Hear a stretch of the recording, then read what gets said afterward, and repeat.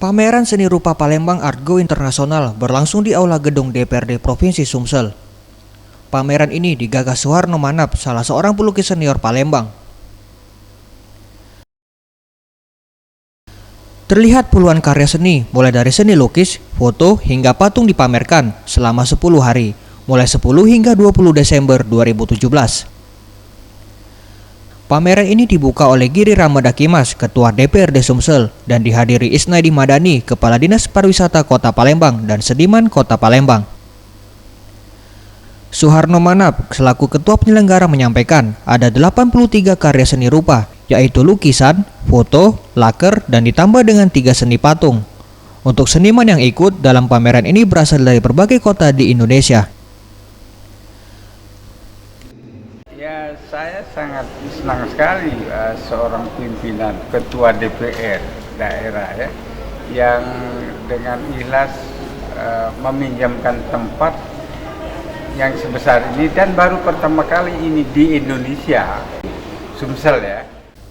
Sementara itu, Giri Ramadakimas, Ketua DPRD Sumsel menyampaikan, dengan adanya pameran ini dapat membantu para seniman untuk memamerkan karyanya, dan juga diharapkan dapat menarik minat masyarakat untuk peduli terhadap benda seni. Ya, ini kan suatu hal yang baru, di mana kemarin Pak Harno dan kawan-kawan menyatakan ada suatu pameran lukisan.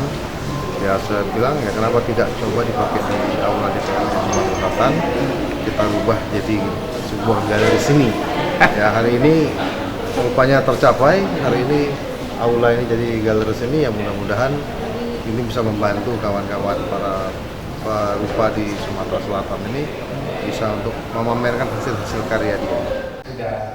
Isnaidi Madani, Kepala Dinas Pariwisata Palembang menyampaikan, melalui kegiatan ini diharapkan dapat menjadi ajang bagi para seniman untuk mengekspresikan hasil karyanya.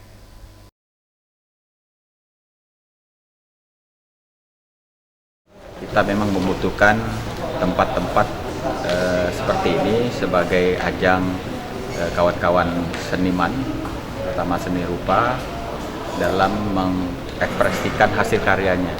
Kita ke depan kepingin membuat pasar seni yang mudah-mudahan akan segera bisa direalisasikan bantuan dari pihak ketiga. Anugrah Sandi Pratama, Srija TV.